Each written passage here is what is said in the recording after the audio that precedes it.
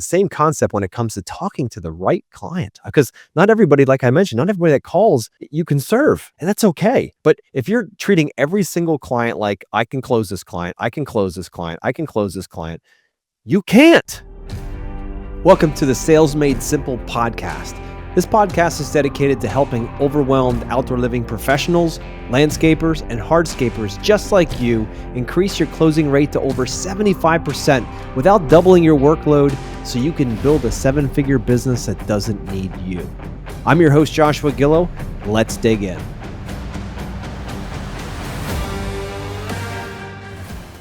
Hello, everybody, and welcome back to the Sales Made Simple podcast. This is your host, Joshua Gillow, and Brian Kaskavalsian is back on with us this week. If you missed last week, go back. He dropped a ton of gold last week. Profit is a mindset, and you're not going to make any more money till you change the way you think. And that's what we went into deep last week. So if you didn't hear that, go back and take a listen. This week, we're going to be focusing on attracting your ideal clients. We have a couple marketing strategies here that'll work for contractors to bring those ideal clients, because those ideal clients love what you do, listen to you, and they pay whatever you ask, within reason, of course. So, Brian, welcome back on. Thanks, Joshua. Last week was fun. It was. Yeah, we had a great time with that. So this week, our key takeaways and what I'd like the listeners to get from this is, how to define and attract ideal clients to maximize profitability. Because not everybody that calls you can serve. So it's not like because they called you, now all of a sudden you've got to drop everything and run out to them because they called you. You're afraid you're going to get a bad review, or who knows, you're just going to feel guilty because you didn't go out and listen to them, whatever it might be. Or heck, you don't answer your phone at all, right? There's a lot of problems with that. So not everybody is set up for your business, and your marketing assets should make that very clear so the right people know what they're looking for. Next is, effective digital marketing strategies specifically suited for contractors. What should you be investing in? Like what works, what doesn't work? Not into the nitty gritties, but let's get into where should you be focusing on? And then the importance of consistent branding and reputation management. It's important. It's really important. So Brian, can't wait to break this open. So what are your thoughts on some of those questions? Where do we start? Where do you want to start? You want to start? Yeah. Well, go ahead. You tell me. No. So I think of everything like I love shooting pistols. I grew up hunting, like all of that. So I always think of things as targets, right? And I have that mental image of going out into the woods in the first day of deer season and having my rifle. It's all sighted in, all loaded, ready to go, stand by that tree or sit by that tree for 12 hours. And the next thing you know, I put on a blindfold and I sit there next to the tree and I listen for things that come by, and I hear rustling in the leaves and the branches, and I hear crashing. I'm like, that must be a deer. And I just start shooting all over the place. Right. I say that because it's ridiculous, right? But that's how most of us run our businesses. And I say that because that's how I ran my business for years. Oh my God, Joshua. I thought you were serious. I thought I'm listening to this. And you know what? I immediately thought of the movie The Bodyguard with Kevin Costner at the end, where he closes his eyes to listen for where the person is because he can't see him. Yeah. His eyes, so it heightens all of his other senses, and he gets the guy. That's where my head went. Yeah. That's the opposite of what I'm trying to say. What are you talking about? Okay, don't do that. All right, don't do that. Don't do that. Don't put on the blindfold is my point. Got it. Okay. And the blindfold is no more than us not knowing, right? It's the not knowing, right? And thinking that if we can just go out and just keep shooting bullets into the woods, that we'll hit that deer, right? And eventually we'll make it happen. And there's so much effort expelled during that time that doesn't ever turn into anything fruitful. So what I love to start with here is that same concept when it comes to talking to the right client, because not everybody, like I mentioned, not everybody that calls you can serve, and that's okay. But if you're treating every single client like, I can close this client, I can close this client, I can close this client, you can't. Right? The goal here is to understand, that's my entire premise of this episode, is to understand that once you're talking to the right person who wants what you offer and wants to be delivered it in the way that you deliver it, and that they also can afford to say yes, then we have something. So why aren't we thinking because we're all marketers, whether we like it or not, why aren't we thinking about how do we get more clients that we call them hell yes clients or ideal client avatars? Like, why aren't we focusing that? And most marketing companies are gonna be like, yeah, we'll take care of that. Who is it? Yeah, that they own a house. Okay, check. They have 2.5 kids. Check. Okay. They make $100,000 a year. Check. And that's all I get. All of a sudden you go off and like, there's a lot of people that fit that category that cannot say yes to you. So until you take that blindfold off, You have a perfectly sighted gun and look for the target, that deer or whatever you're shooting at.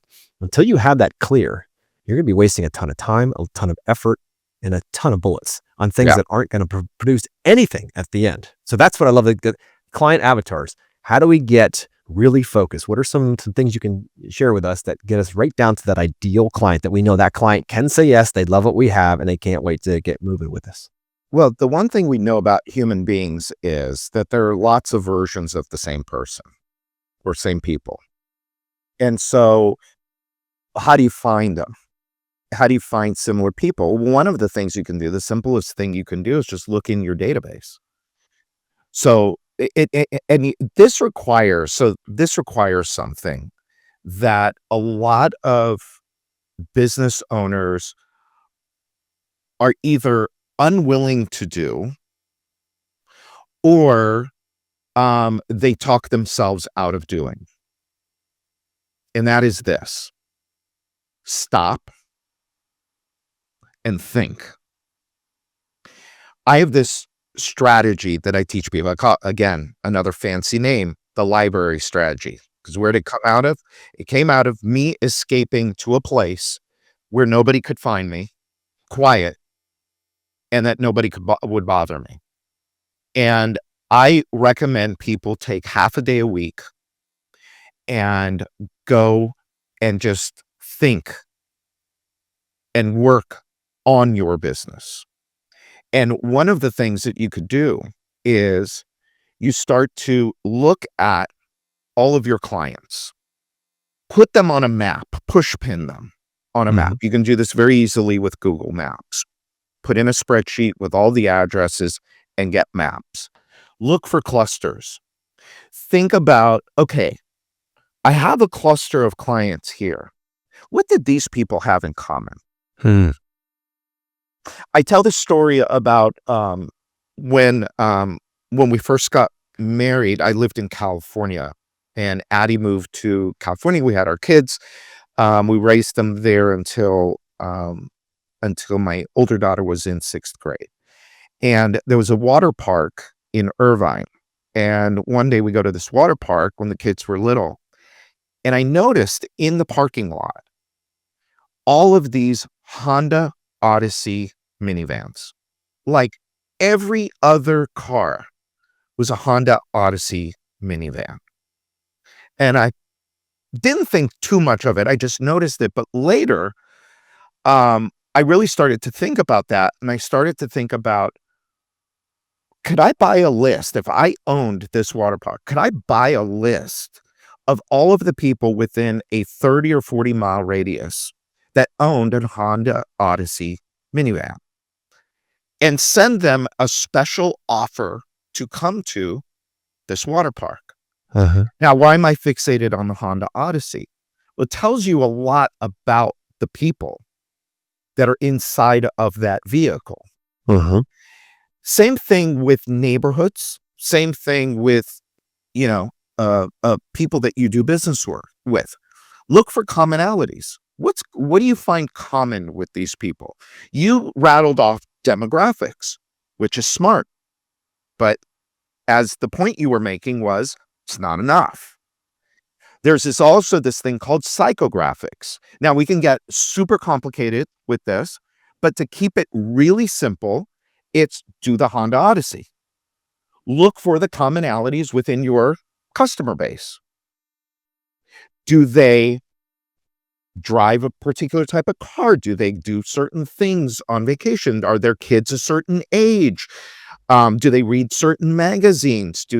How do they spend their time? And you look for commonalities. You also, with neighborhoods. So if we can get into like actual tactics. So how would you use that? So now you've got this, say, cluster where you see, okay, within this area you're in Pennsylvania. I'm going to use York. My business partners are in York. So let's just use York, Pennsylvania as an example. Okay. So in York, Pennsylvania, there's this neighborhood, that neighborhood, and that neighborhood where we've done quite a bit of work. All right. So now it's like, okay, what can I do to target those neighborhoods? Because birds of a feather flock together. Chances are good that those people are all within the same kind of socioeconomic demographic. Uh-huh. They all have similar homes. They all have the same similar problems, whether it's outdoor living, windows, roofing, bathrooms, whatever it happens to be. They have a need. So what can you do now to get more people like that? Start to work the neighborhood. I tell people all the time when it comes to marketing, a lot of people think, well, what I have to do is, especially the smaller contractors, the ones that right now they just rely on referrals to get business, which is probably a lot of your people. They're just Uh-huh. relying on referrals, and they do pretty good with them. But you can't control referrals. You don't have any control in that conversation. This is stuff that's happening without you knowing about it. Now, there are ways to drive that behavior, and we can talk about that in a minute. But what we want to do is we want to get proactive. We don't want to just sit around and wait. It's like, going into these retail stores and the person is just sitting, waiting behind the desk for people to come in, and they barely even get up when you come in. No, I want to drive people in. Okay. I want to have control. We talked about this last time. Take responsibility. You don't have leads? Look at yourself. What are you doing? Are you sitting in your office waiting, or are you actually going out there and doing something about it? So now that we know kind of what a great customer looks like, now we got to go out and we got to get more of them. So what are some of the things that you do? You got to use yard signs. Uh-huh. So most of your your clients probably use yard signs, okay? But are they using them like a real estate agent does with an open house? Are you putting them at the entrance of the neighborhood? Are you doing sign or directionals that say, "Hey, we're working on a house, go here," so you could see what we're doing? With what you guys do, it's very obvious. You could see the before and after. Uh-huh. Are you talking to all of the neighbors around that house? Are you letting them know about what's going on? And you can do this. There's so many different ways to do this. You can do this cheap on the super cheap just by walking around dropping door hangers. We're working in your neighborhood. You may have seen our trucks. You could put a little post-it note on their front door that says something like, we're working in your neighborhood at such and such address. If you see anything out of place, please call this number. Okay. There's and then, okay, so now you're doing door hangers. If you want to get more sophisticated, you can do EDDM, every door direct mail. You can send out a nice big postcard or a letter that says, "Hey, we're working in your neighborhood. We're doing this and this and this for Mr. and Mrs. Smith on Elm Street. If you're interested in learning more, please call this number." Or something like, "We're working in your neighborhood. Here's a special offer because we're already here." Okay. So you can do that as the job is going on. So with your people, you're there for weeks, Yeah. sometimes months. Oh, yeah. Are you doing any progress reports? So every couple of weeks, hey, come by and see this. Drive by and look at this. You're like out there. You just keep dripping, dripping, dripping. You can show them before and after pictures of stuff that you've done. There's so much you can do. When the job is finished, Mhm. when the job is finished, you can invite all of the neighbors to come and see. You can do an open house and you can see what the job looks like. So now they start to imagine their backyard looking like this or their front yard looking like this. Oh my God, these people built a pergola. They put in an outdoor kitchen. Oh my God, they've got a TV out here. They have fans. You mean now they can come out here in the summer and just hang out with their friends and have fun. But what do most people do? They go in with blinders on, kind of like your blindfold, but now they're going in with blinders and all they see is the house they're working on. And they're not thinking about all of the other potential business because they're too busy in their heads running from this fire to that fire to this fire. That's why I always tell people you have to stop and you have to take time away from your business to clear your mind, to think about strategies like this. And by the way, all of what I just said, how much did that all cost? Very little. Very little. Yep. Very little. And we can get into some other strategies that cost more money, but just that alone, that stuff alone, could that get you one more lead? Could it get one more job? I always say, especially to the small contractors, you have to have the mentality, you and everybody on your team has to have the mentality of every job turns into another job. Every job turns into another job. So whether that's through radius marketing, whether that's through referral, whether that's through doing an open house and collecting leads, whatever that happens, postcards, you know, door hangers, whatever it happens to be, every job turns into another job. Now, what about at the end of the job? Job's over. Let's say you did an open house. Let's say you didn't do an open house. Okay. What are some of the things you can do? Well, are you sending your client a gift at the end? Are you making a big deal out of them choosing you? Are you staying in touch with that customer? Are you sending a newsletter, email? Are you doing any direct mail to them? You know, I had a company, we sold it last year, but we're still involved, we're still owners, but we do relationship marketing. Well, This is what we did for 15 years, where we said, okay, when you're done with the job, your job is not now over. Your job has just begun. Now you got to make sure that that customer is thrilled, that that customer is leaving you a Google review, that customer understands you have a referral program, and now you got to stay in touch with that customer as long as you want to be in business.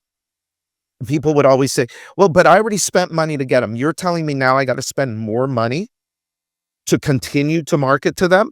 And I say, if you want to have a successful business, if you want to make the most amount of money that you can make, if you want to have high profits, you want to get in front of people that are more inclined to say yes and buy from you. Absolutely. You have to build a relationship beyond the job. See, people think that, oh, we're doing the job. And so, okay, look how great we are. No, you're only great when you've completed the job and you have done what you promised the customer you would do. That was your contract. uh-huh. Everything above that, above and beyond, is what's going to set you apart from everybody else. That's right. And so when marketing, so my longtime most important mentor in my life is a guy named Dan Kennedy.